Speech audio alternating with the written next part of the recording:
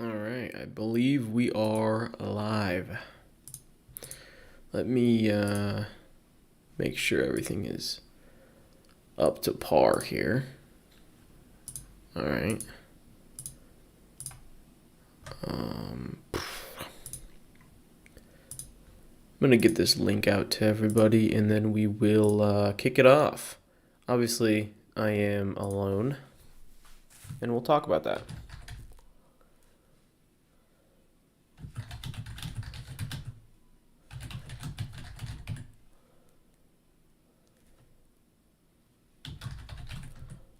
Oh man, I hate tweeting while I'm.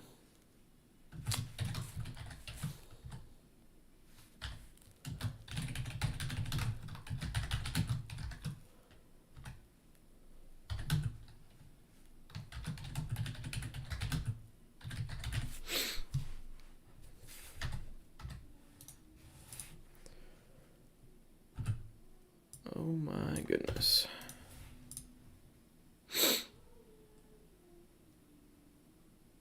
All right. Now we just give it a minute to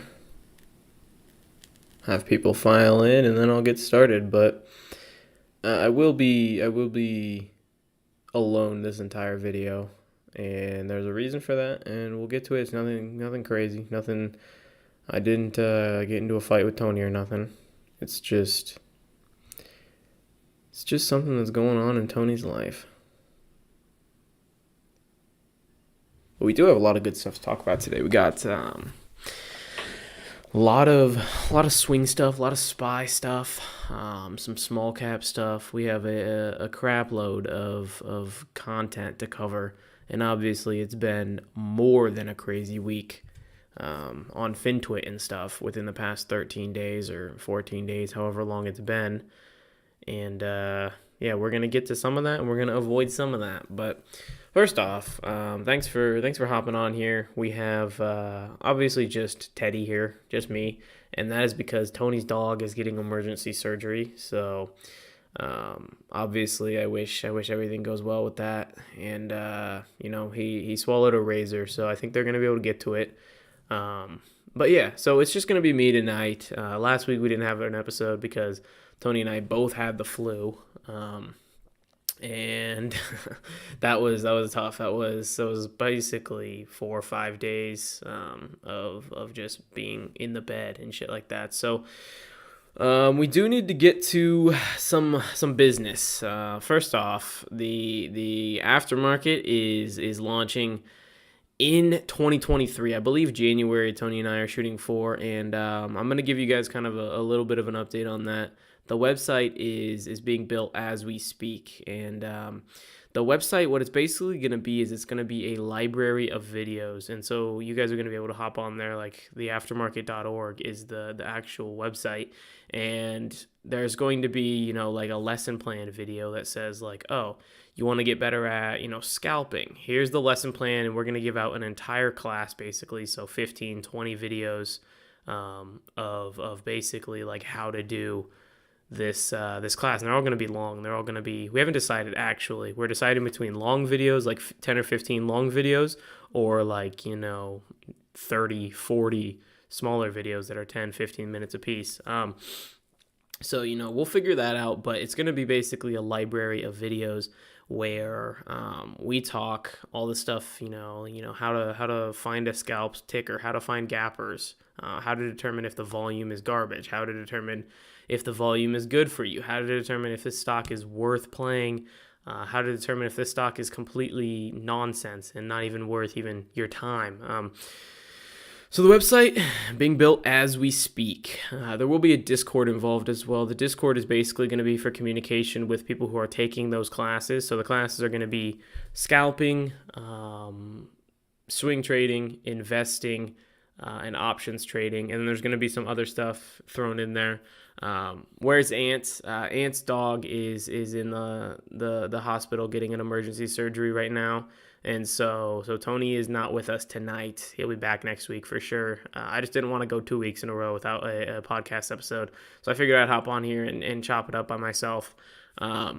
and I'm gonna try to give you guys some value here. I'm gonna try to give you guys some stuff. Usually the value comes from me and Tony just being knuckleheads and talking and stuff and getting stuff done via stocks and me asking him, oh, what do you think of SPY, and him asking me, what do you think of SPY. But I can talk to myself quite a while. I talk to myself for an hour and a half every single morning in front of my Discord. So I do need to, before we go any further, I do need to send out the link to a few other places. I don't want people to miss this episode. It is, even if it is just me, I don't want people to, not get the notification and completely miss it.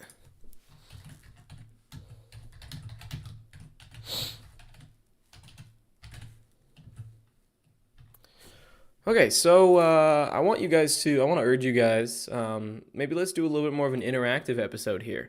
Let's do some stock stuff, as in let's talk what tickers you want, and I'll pull up the chart because as you guys can see, I got chart right beneath here. So as soon as we get into charts, I'm gonna be willing to do some analysis of stuff, and I like to do basically like daily chart stuff a lot. So if you guys need some if you're looking to swing trade a certain sector, or if you're looking to swing trade just a random stock, then I would love to just give you guys some opinions on that. So drop those in the chat box for now, and I'm gonna get on to SPY here. I'm gonna get talking about this daily chart here and this weekly chart, because I think that's probably the most important thing probably on this episode, because that's going to determine how does the market react going forward. And I think a good place to start would be to give you guys a chance just to look at this chart yourselves and think, what the hell's going on here. So I'll give you guys about 5 seconds to just do that, and then I'm gonna get my thoughts onto it, and we'll get into what I think about that 200 sitting above, what I think about that 20, that 50 right above. And I want to talk about the roll of the year too, the 2022 flip to 2023.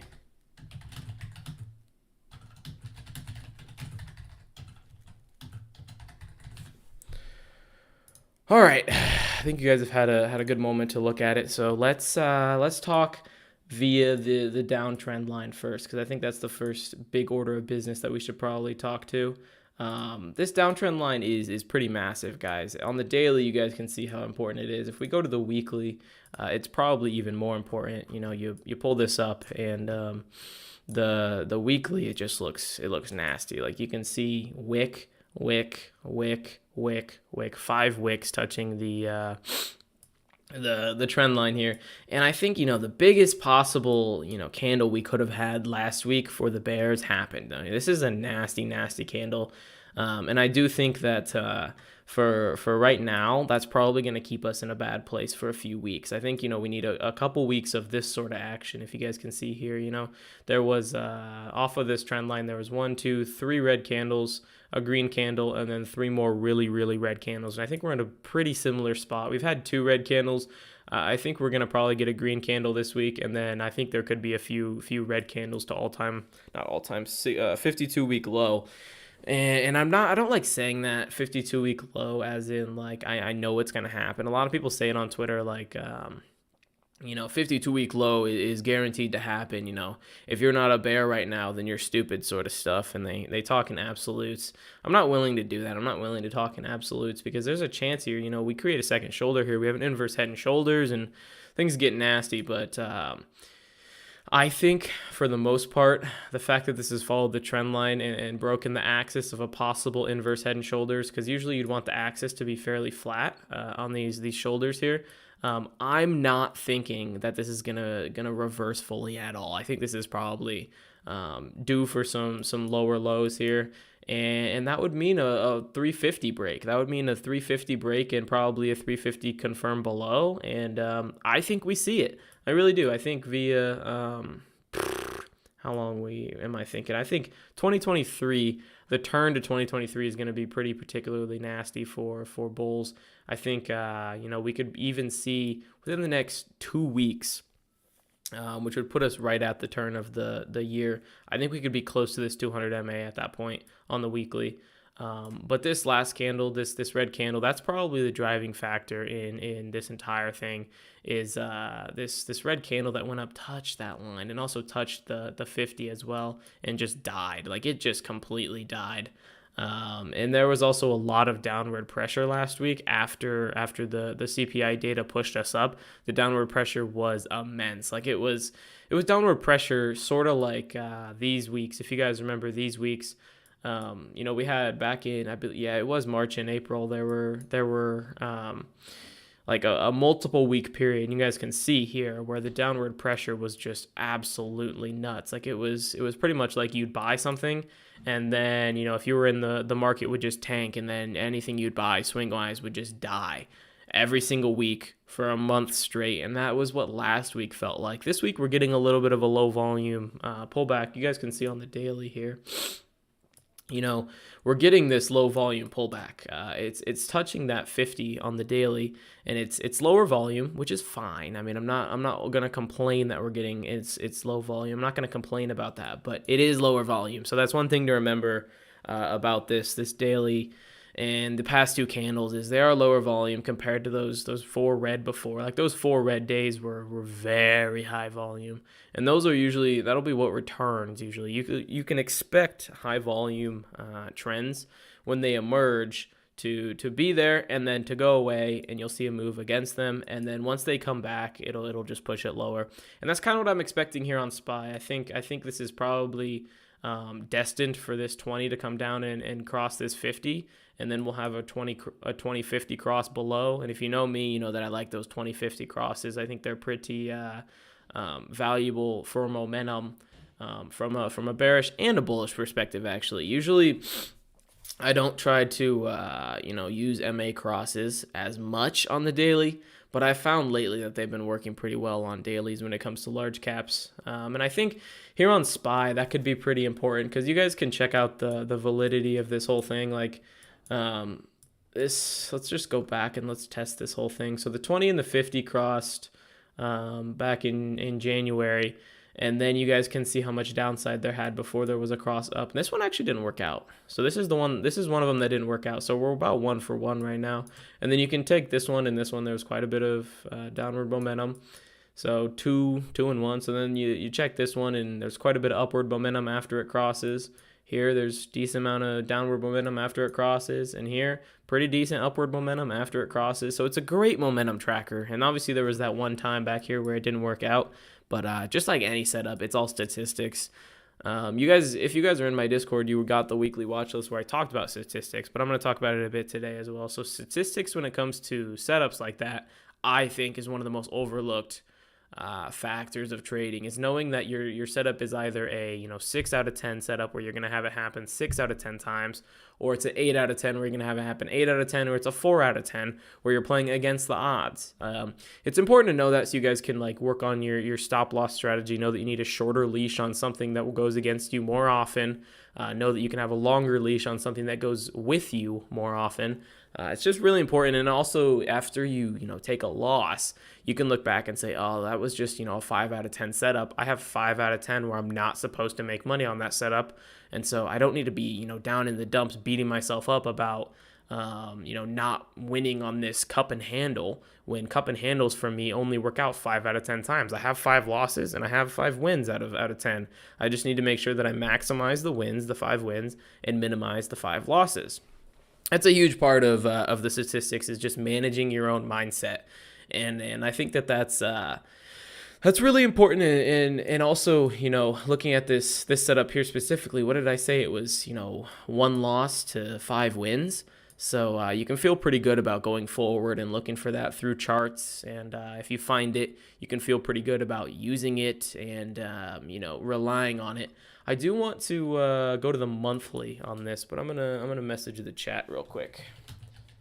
Sorry, usually I would do all this messaging and shit while Tony's talking, but Tony's not talking, so I'm working through that myself. Usually I'm able to be a little interactive with the chat, get you guys throwing out questions, and I also need to tweet a few things to make sure that people get to see what they want to see.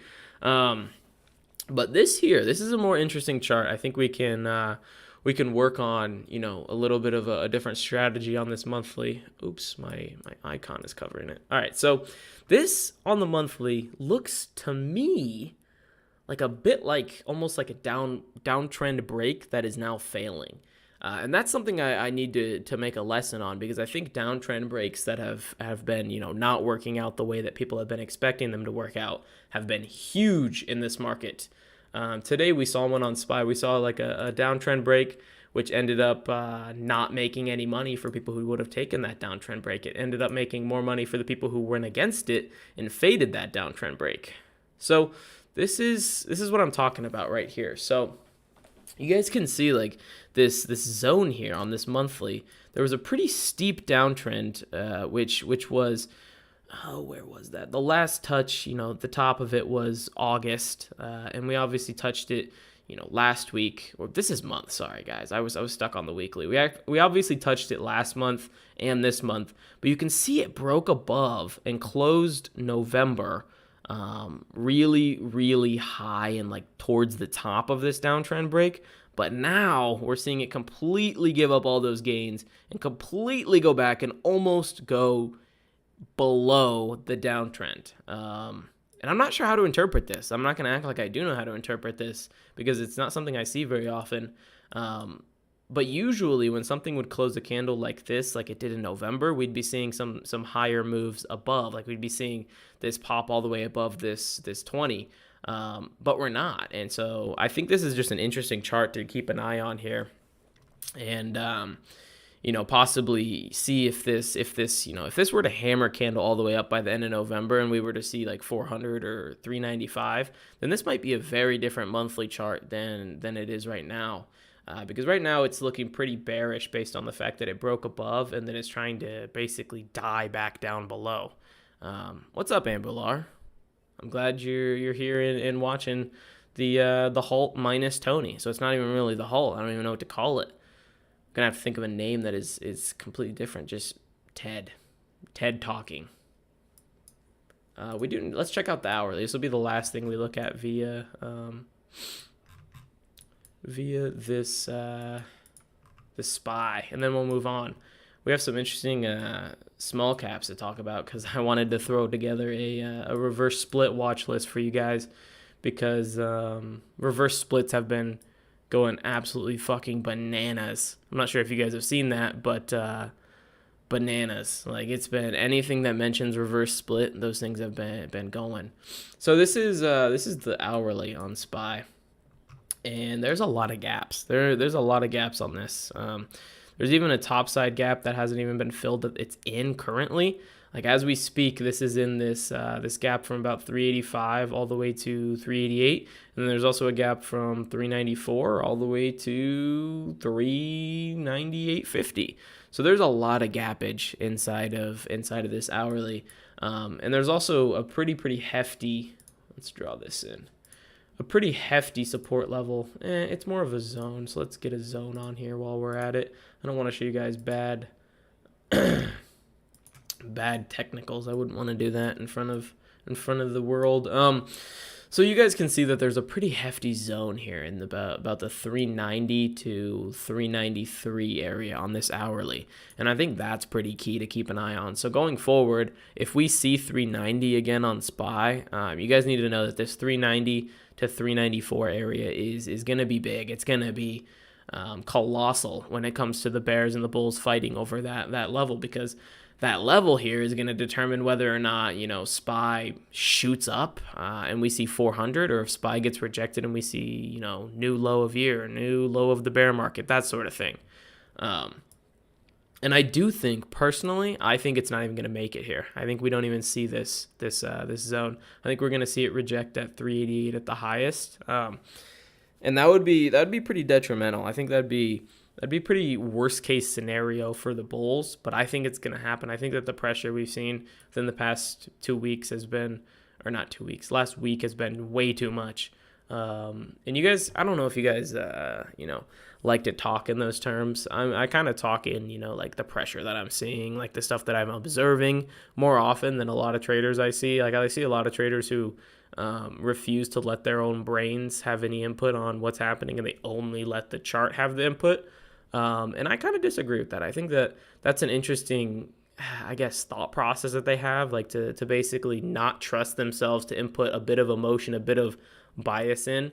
But I think a little bit is good. I think a little bit helps. It's that edge, I think. I think the edge comes from, me looking at, 1,000 charts. I don't have to have a exact reason for why I'm feeling a certain way, but I can just kind of piece something together. Nowadays, back in the day, I needed to follow the charts 110%. But now it's kind of like there's a sixth sense in there where I can look at a chart and kind of have a feeling of what's going to happen. And I think that's a big edge that people develop, and I think people have started to develop that in my Discord. So if you ever run into anybody who says, like, don't let anything other than the chart waver you, flip them off, like give them a little bird, and then, move on. Because I think that trading with that little bit of, it's not bias. Bias is the wrong word. I'm trying to think of the right word. The gut feeling, maybe. The intuition, maybe that's the right word. Trading with that's probably going to give you that little extra oomph that you need, and to take you over that edge if you're sitting on a little bit of a plateau on your journey. But yeah, moving on past that, I just really think that this is going to reject at this 388 level, and I think we're going to see new low of year, which would put us below 350. I'm willing to bet that we see below 350 before February, I think, personally. It seems like a not a high probability, but for me, that's just kind of what it feels like is destined based on the Fed, based on CPI, based on the FOMC reaction last time. That was a very, very bad reaction. And we can get into that, but I'm going to, I need to get something to drink. My throat is killing me from talking so much. I'm going to get into some of these small cap tickers. And we will, I want you guys to keep these on your watch list. Small cap reverse split watch list. Oh man, I spelled that wrong.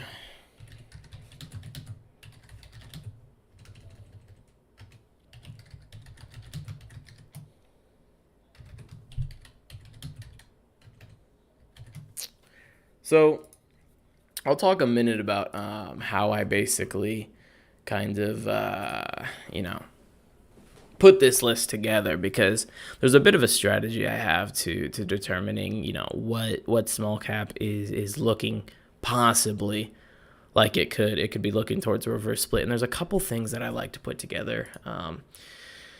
But I'll give you an honest opinion of how I actually put this list together. Is I just went to under 100 and went to price and filtered it by lowest price. And I wanted to check out the stocks with the lowest prices.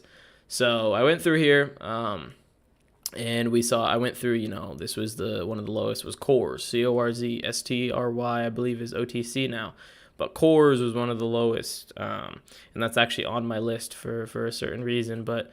And then I went through, and I saw these other ones. This is where you start to see a ton of them. But the biggest thing that I wanted to find was something that has sales.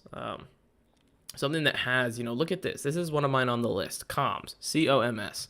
They have sales. They have 12 million in sales. They just have terrible margins. Like, look at these margins. The income is absolutely despicable. But the main reason that we want them to have sales is because we want the company to kind of feel like they have a reason to stay on the market. We don't want them to just feel comfortable going to the OTC. And that's just kind of the psychology behind a reverse split, is you have to think what companies are going to reverse split. Companies that are either one of two things: trying to steal money from investors, aka they're trying to just continue to feed on investors and just, this downtrend for years and years and years and years and years and years. Or it's going to be companies that kind of believe in themselves and they're just thinking that this is the last hurdle they need to get over. And so we can look at this one of two ways. We can look for the companies that are basic, just dog shit companies, or we can look at it as companies who you might think their CEO or their executives think that they have a chance and want to give them that last little stint on on the stock exchange. And I kind of went that direction this time. I went towards companies that I think they believe in themselves a little bit right now. And so what are they going to do? They're going to give themselves a reverse split just to attempt to give themselves more time to pull their business together, yank up those bootstraps and figure it out. But I don't think they're going to be able to long-term, any of these companies, find any sort of success. So don't take this as a long-term watch list. Like, don't take this as a, put these on the watch list, swing them forever, swing them into the end of time. These are long-term. Not at all. Not at all, guys. These are going to be companies that I think could come out and say, next week, oh, we're having a reverse split. And if you guys have been seeing things, it's a 20% immediate pop. Literally an immediate 20% pop anytime anyone says, we're thinking reverse split might be the right option for us here. So I'm going to give you guys 5 names here. But first, guys, drop a like on the video. It helps Tony and I out. It makes us know that we're doing something that is helping people out and that you guys are enjoying the videos. So drop a like and drop a ticker in the chat that you want to see me analyze live as well. I'm about to get to that. We'll do Q&A after this. But first off, for the small cap watch list is Coors, which we already saw on there. It's one of the cheapest stocks on the exchange, and I think there's a valid argument that this thing is gonna be going reverse split here soon. You see how long it's been under $1? It's been under $1 since what is that exact date? Wednesday, the 26th of October. So it's been under $1 for a substantial amount of time. And we can see that it's going to have to eventually either, comply again and get over $1, or they're going to have to reverse split. And this thing has actually had a bit of a move recently. Back in, this is the hourly. Sorry, what the fuck am I doing? I need to be on the daily. Oh, yeah, this is much better. So last week, this thing had a move. On this, you can see these 2 green candles. And I believe that part of it was because people were looking towards this as a possible reverse split candidate. But now we can see we're at all-time low, and we closed at all-time low. And then there was a bit of a pop after hours. A bit of a pop is actually a large pop when it's a 5-cent stock. But this is the first one on the watch list. I'm gonna run through them all because this isn't supposed to be like a analysis of these companies. They're bad companies. They're terrible companies, and they could possibly do a reverse split. So Coors is the first one. CORZ. It closed at all-time low, and I think that they could possibly be looking to smack this thing back up. Let's check out the. You guys can just see this looks like just a reverse split company. You guys can just see how much this is. Straight down. It's just immediate, straight down after. This looks like it was, possibly a SPAC for a bit. It might not have been, but it looks like it possibly could have been a SPAC. Popped up and then just immediate down, all the way down to 5 cents a share. And what does that scream to me? That screams like they're going to try to reverse split to save this baby. So yeah, that's the first one. The second one here is Comms. I like this one because it has a bit of sales under its belt. And why does that matter? Because the execs are gonna believe in it. And so we like to see that when it comes to these companies. And it's been under $1 since, when was the last time it was $1? This day right here. Thursday, the 9th of December, a year ago. So a year ago, it was $1, and it is not $1 anymore. It is 7 cents now. So I think personally that this is another good candidate. You can see the little pops in it, so it has an ability to move. And I think this thing it's actually created some higher lows here. There's a low here on October. There's another low here in November, and there's a low within the past few days. So this thing could definitely get some upward momentum if they came out and said, oh, we're gonna stock split, blah blah blah. So third one here, KAL, Calorina Public Limited Company. This thing is another really, really cheap stock. And this thing has just from IPO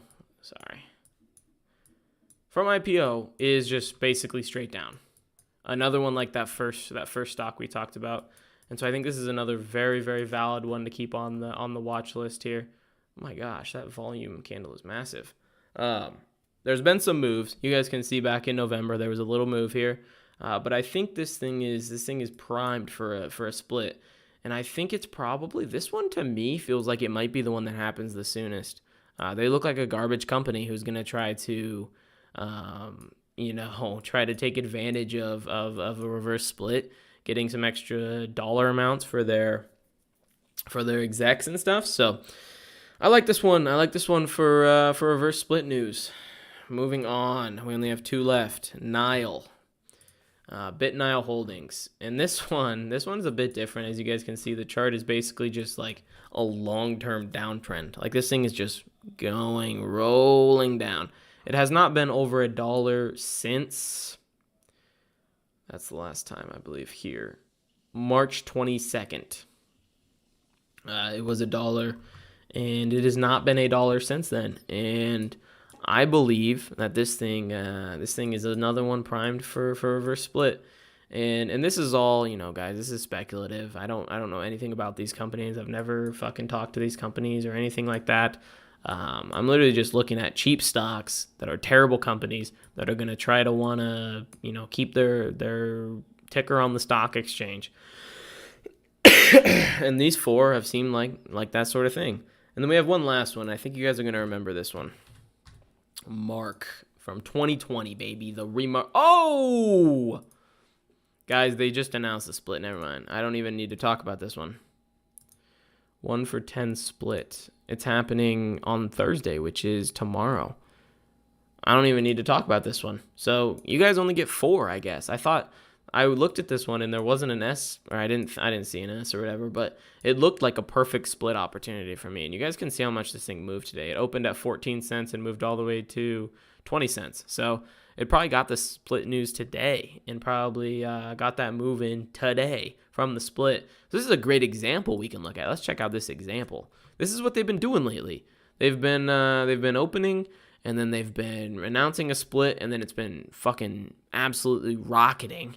And so this thing, went from 15, no, it's more like 13, 14 to 20. What is that?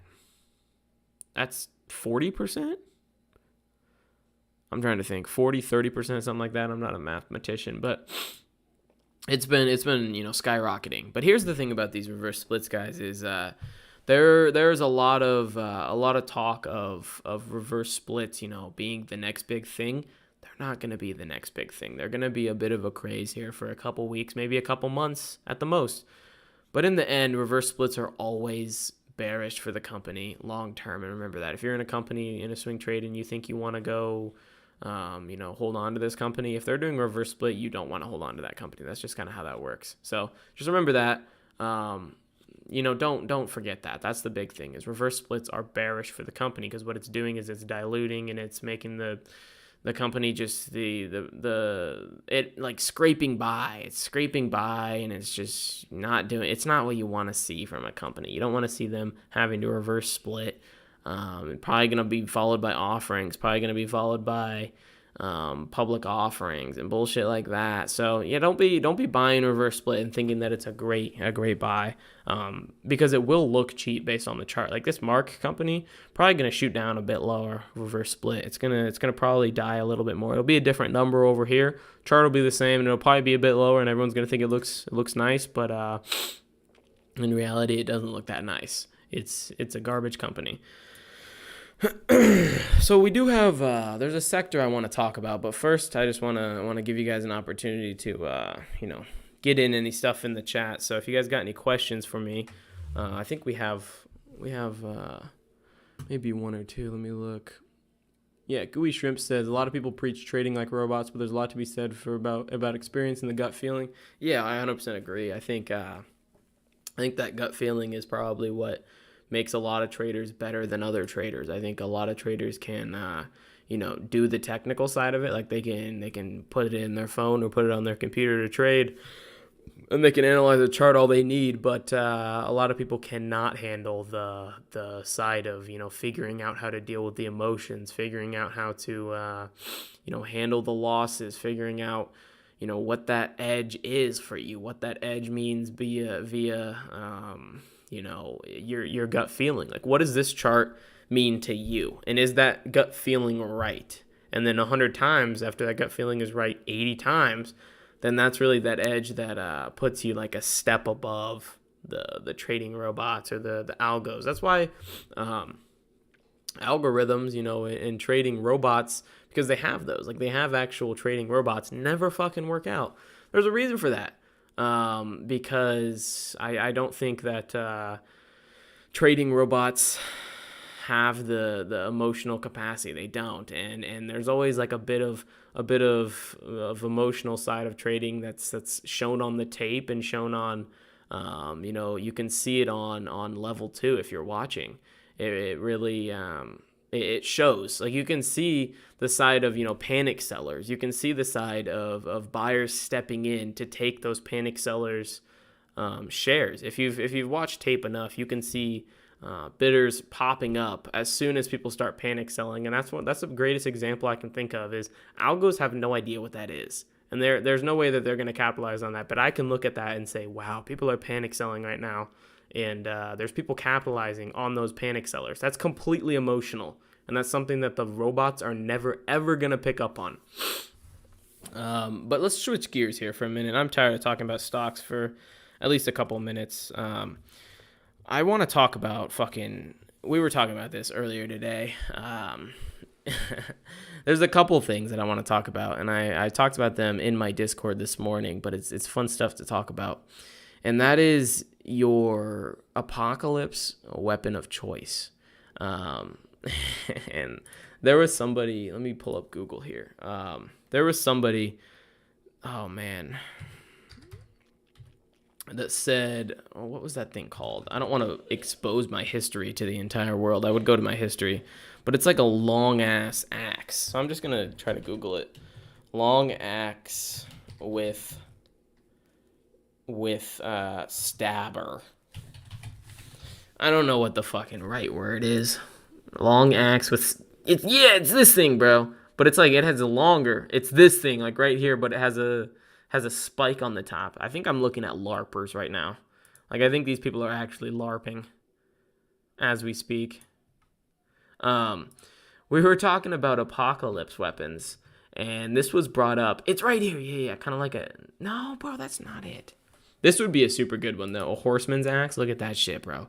You could absolutely just stab them with it. And then if you needed to, like, swipe some dudes, like they're in a circle around you, you could just take some numbers out with that thing. But personally, I was thinking more so along the side of like a bat, like an axe, just a normal ass. Now let's go to hatchet. I think a hatchet would be pretty sick.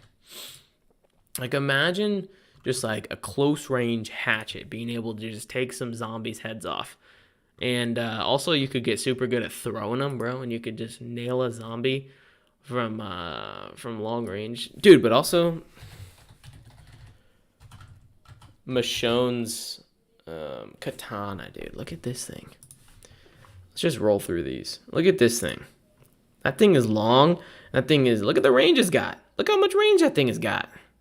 It's got some good ass range on it. And then, bro, it's also like super, super sleek. Like, she got it on her back here. She could be running through the woods. I have like a hatchet in my hand, or like hatchet. It's gonna kind of be like grabbing onto shit and doing some stuff. I don't know. This might be better, this katana. And then also we were talking about a bear versus a tiger. And I just want to show you guys the size of a bear compared to a human. Size of a bear compared to a human, because I was just blown away at how big a fucking bear is. Look at how big these bears are. The park ranger is 5'9". Oh, I wish I could make that bigger. Let's make it bigger. Let's go right. Ow, look at that. It didn't make it any bigger. Kind of BS is that? So this park ranger is 5'9". That's as tall as me. And this polar bear is like twice her height, bro. That thing is like a modern dinosaur. Look at how big that thing is. That thing is like his like leg would weigh as much as me. Look at that thing. And then a grizzly bear is still like 7 feet tall. Look at it. But a polar bear, on the other hand, bro, like a polar bear, I think just decimates a tiger. But then let's go look at tiger. Let's go look at size of tiger. Tiger compared to a human. Whoa, bro. Look at that, dude. A Siberian tiger. Oh my gosh. Look at how big that dude is. That's gotta be fake. That's fake, dude. I'm getting punked. I'm so getting punked. That's like gotta be. There's like I can see the outline of this thing punking me. Let's find a real one. This looks real. This here, right there, is real. That's still a big animal. That is still a really, really big animal. Oh my goodness. I think a bear would probably beat the crap out of a tiger in a fight though. But I do have cats, and they could probably beat me up. And they're like, like a tenth my weight, if that. Um, but yeah, let's get back on track of things here. We're probably about to wrap this thing up, but we got um, one last little thing to talk about. But I gotta send it out to the Twitter folk.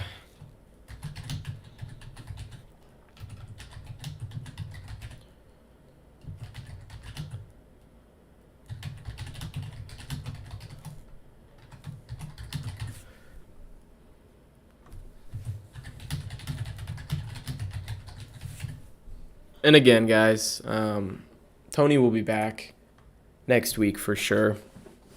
I want to thank you guys for tuning in to kind of this funky episode of the Halt, because Tony's obviously MIA and it's just me. But I do have my Slappy shirt on. I'm not sure how many of you guys were around when the old Slappy shirts were made and distributed, but I'm still going strong with mine.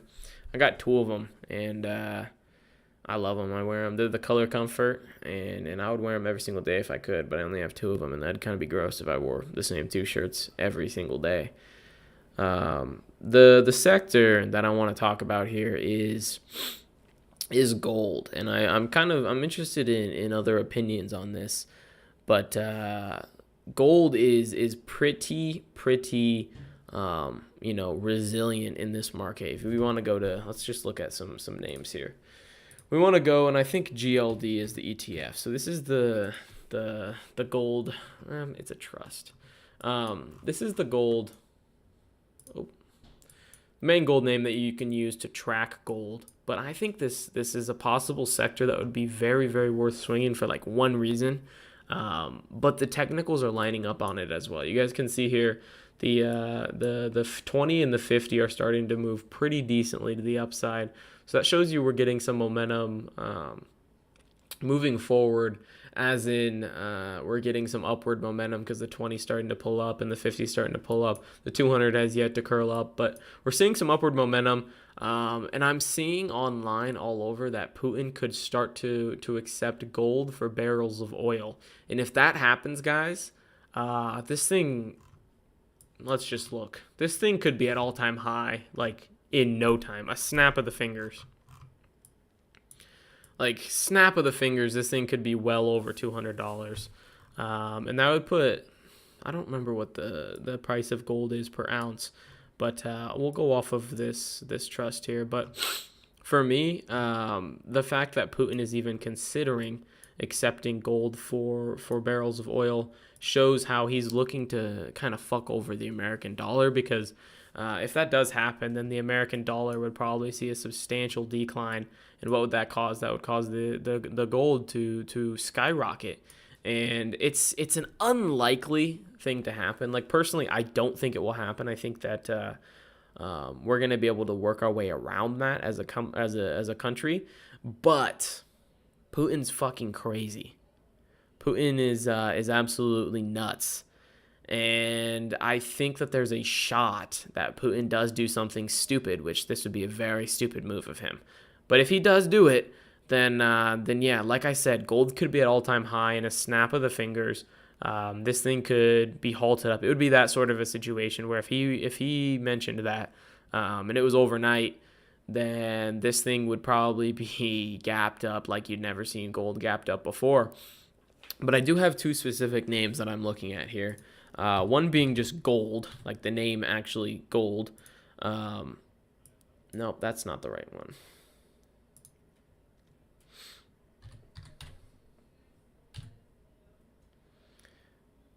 It's gone. Oh, here it is. Yeah, no, here it is. It's Barrick Gold Corporation. I don't know why it was randomly just gone for a second. And I'm watching it because it's at a very key level here on the weekly. We can draw a zone in here, but this is a very, very key level on the weekly. This thing, if it goes, above this $18 area, then it's got a pretty clear move up to 20, and then a pretty clear move up to 25 after that. This is going to be probably my top watch for this gold sector. It has pretty good financials. If you were to go look at their financials, I'm pretty sure they have a low PE ratio. And not a bad debt profile. So this thing above 18 is my top watch. And then there was another one, IAUX. I-80 gold. And this thing on the weekly, it's not been around for very long, but it's been at a pretty decent run since October. It had two of these pretty large candles, and then it's some consolidation now. But I think this thing could be headed for all-time high based on, I was looking at valuation markers, surrounding the market cap versus their sales versus their income versus all that sort of stuff. And I think that this has a pretty good chance of being a value gold stock if any sort of movement towards accepting gold worldwide for oil barrels, or the trade of oil or the trade of gas, anything energy related for gold would essentially tank the US dollar and skyrocket gold. And so that's going to be something that I keep a close eye on. So that's my two names that I'm really interested for the gold sector. I was looking into silver, and I didn't like silver as much via just the fundamental reasons that people choose gold over silver.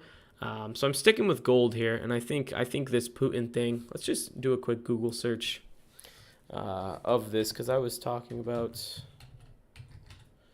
accept gold for oil.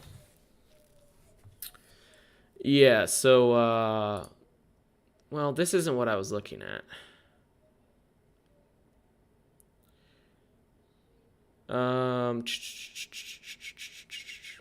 This isn't what I was looking at. I'm trying to find something else.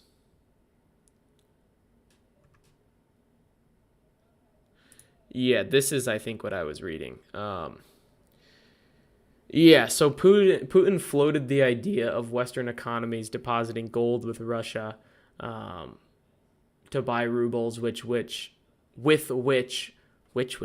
isn't that a sandwich company? With which oil and gas can be purchased. So he kind of just like floated this kind of concept around. But the fact that it's even in his head is enough to basically make gold a clear watch. And I think, guys, I don't know if I agree. What did this guy say? He said silver quintuples. I don't know. That's kind of like saying CEI is going to $10, and I don't really know if that's a valid opinion. So I'll kind of say I don't really agree with what this guy's saying. Rafi Farber. I don't really agree with what he's saying, but I do think the fact that it's in Putin's mouth and in Putin's head that if he accepts gold, he could be messing with the U.S. We're giving a lot of money to Ukraine every single bill we pass. It feels like we're giving a ton of money to Ukraine. And I think Putin could, have it in his sights to weaken the dollar and strengthen his currency. And I think he's got a plan to do that. And if he puts it into working order, then these gold swings, I think, would probably pay pretty heavy. I'm seeing some stuff in the chat here. Someone says you guys are going to talk about the Atlas craziness next episode. Yeah, probably. I think we're just looking for some distance. I've gotten so many DMs of people accusing me of being an Atlas when I was in there with Incredible Bob in the bio room for a couple weeks. A lot of people just, saying some crazy stuff in my DMs, and I was never really, I talked to the people who were, in trouble for the whole thing, but I've never really been, in that group, and I never ran with that group. But I think we'll probably talk about it. We're not willing to jump on top of it and be some of the people who are like shitting on them. I don't think that's fair. I don't like to kick people when they're down or anything like that. But I also think that it's worth talking about because it can give some insight into beginner traders keeping safe in the markets and that sort of thing. So we'll probably talk about it next week when Tony's back. So this was kind of just an impromptu episode because, Tony texted me and said, hey, man, something crazy is going on. And I was like, I'll just run the podcast without you, which obviously sucks because we all love to see Tony's beautiful face on here. But yeah, so we'll talk about that next week when Tony's back on here. But I do think I do want to ask, is there anybody in here that has a fucking recipe for me to make for Christmas? I don't know if there's even anybody that has anything under their wing, but I don't have anything to take to Christmas this weekend. And I'm thinking I have a few like options, but I'm not really sure. I was thinking if I'm going dessert, I kind of want to make this chocolate pecan bourbon pie. Someone in my Discord brought up the fact that, pecan pie is great. And I love pecan pie. But they said, have you ever tried chocolate bourbon pecan pie? And I never tried it at all. And I'd never even heard of it. So I'm thinking about just giving that a shot to make. But other than that, guys, my side dish someone asked, like literally anything. Like I'm asking like any idea possible because I was blanking completely.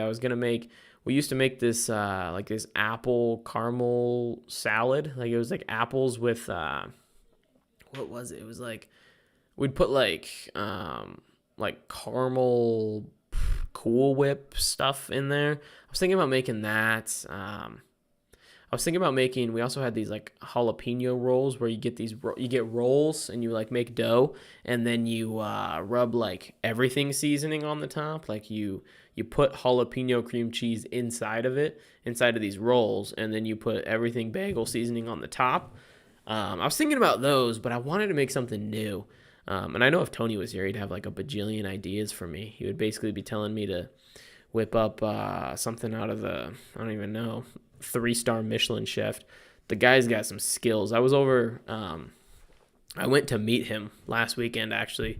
So you guys we haven't done an episode since I went to meet him, but I went and surprised him and just showed up on his doorstep. And when I tell you the dude was surprised, I mean the dude was surprised. You guys see him on here. He's not really the an overly emotional guy. Like he's pretty straight, and got his emotions in check. But when he saw me and one of our other buddies at his door, he like grabbed us like this and like shook us and was like, "Bro, what?" And was like, he was pretty crazed up. But I also got to make some food with him. And the guy had like special tips for chopping an onion. And I'd watched a lot of YouTube videos about chopping an onion.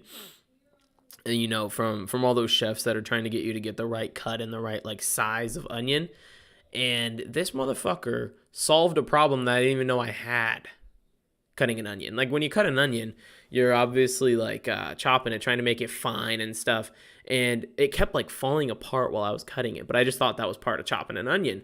And this dude says, the first thing he says to me without me even asking, the first thing he says is, oh, if you keep this root on, it'll just not fall apart when you're cutting it. And so he just proceeds to keep the root on while he's like slicing it and slicing it and slicing it. And like we're talking like I like to make mine like very fine and very uniform. And I'd had a good way of making them uniform, but then it would just get to the end and it'd be falling apart and stuff.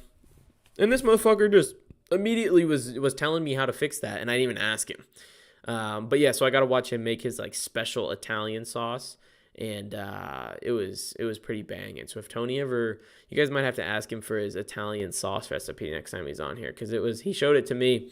I don't want to give away the secrets or nothing. The Tony special secret tomato sauce, but next time he's on here, you guys are gonna have to ask him because the dude's got like Italian marinara sauce in his blood. That's probably what goes through his veins. I think he had like 3 or 4 tricks that I had never seen before. One of them being about garlic. The dude turned garlic into a liquid without cooking it. Like he just on his fucking cutting board turned garlic into a liquid to put into his sauce. I don't know, but Yeah, and I got to meet his dogs and stuff, and his big dog Izzy is so cute, and the little one is just a little turbo missile. Like, I mean, dude had no gear other than run around and hit his head on stuff, and yeah, he's a good guy. It was awesome to meet him and stuff. Um, yeah, it was super fun. If you guys ever get the chance to fly across the country and surprise someone that you've never met in person before, highly recommend doing it. It was pretty fun. Um, I don't think I have anything else to talk about, guys. I think that's gonna be the video. Next week, obviously, the dynamic will be back, but I appreciate all of you guys for tuning into this. Drop a like, drop a subscribe to the channel, and we'll be back next week, same time, same place, and I hope to see all of you guys there. Peace out, guys.